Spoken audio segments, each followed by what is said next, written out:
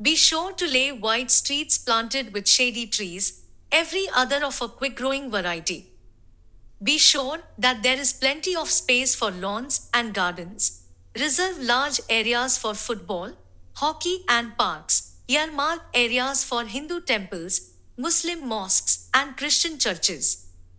Incredibly, these were the instructions given by Jamsetji Tata to his son Dora way back in 1902 when he was building the Tata Steel Company and developing an industrial township around it. The town came to be known as Jamshedpur, India's first planned city. Jamshedpur was developed on the site of a village called Sakshi in present day Jharkhand when iron ore deposits were found nearby. It was just what the Tatas, one of India's biggest industrial houses, had been looking for when they set out to build India's first steel factory, now called Tata Steel. The city has consistently ranked high on indices that reflect quality of life, making this company town one that is virtually owned by one single company, India's most successful privately run city. The Tata Steel plant, also India's very first, was developed in a semi wasteland at the confluence of the Suvarnarekha and Kharkai rivers known as Domuhani. Construction began in 1907 to 2008, and it was designed by engineers Julian Kennedy and Axel Sahlin based in Pittsburgh, America's Steel City. Their plan envisioned a company town for about 10,000 residents with bungalows and quarters for housing managers and skilled workers, a recreation ground, and a bazaar. However, architectural thinkers Amita Sinha and Jatinder Singh, who have studied the development of Jamshedpur, point out that this plan ignored the acute need to house laborers, with the result that clusters of mud huts sprang up around the towns and close to the factory gates. Steel for the war. Within 10 years, the township grew to 50,000 residents, largely courtesy of the First World War.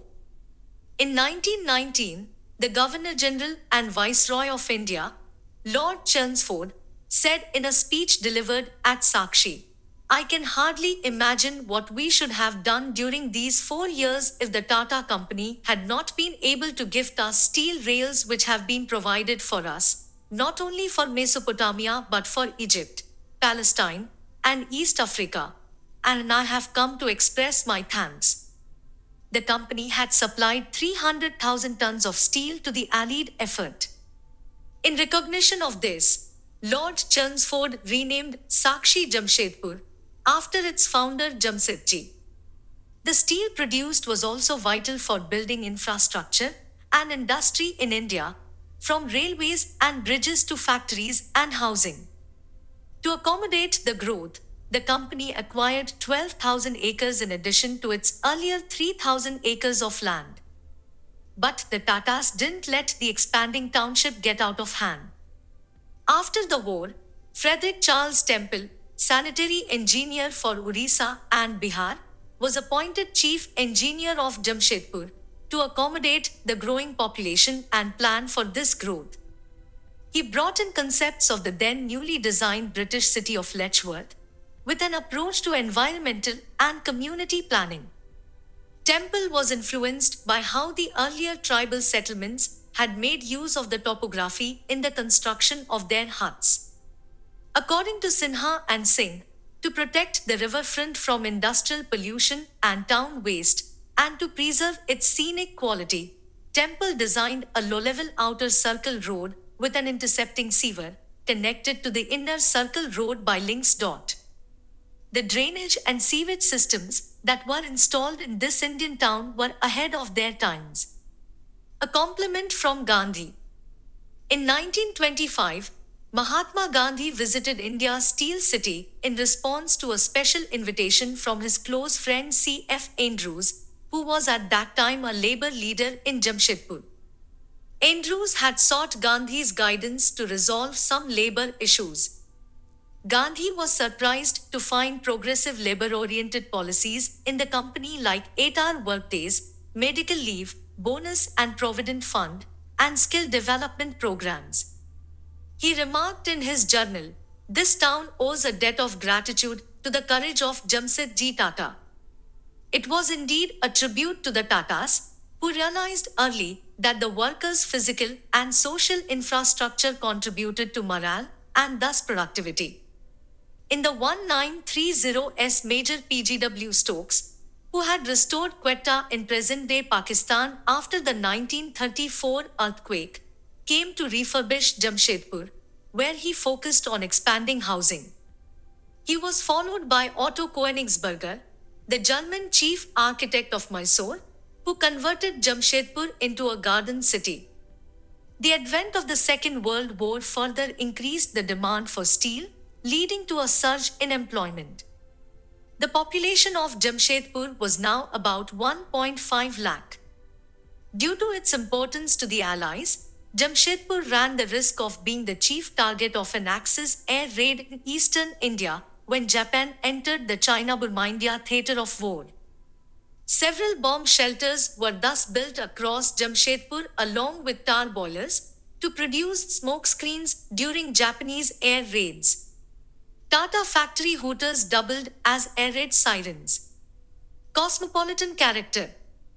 In the next few years, more industries sprang up in the region, like Tata Motors, formerly known as Tata Engineering and Locomotive Company, Telco, in 1945, with its own residential colonies.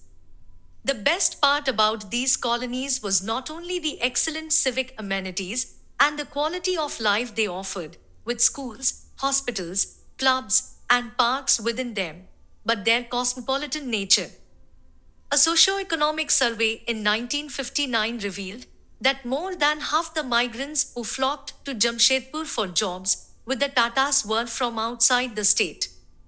These were largely skilled and educated people from across the country.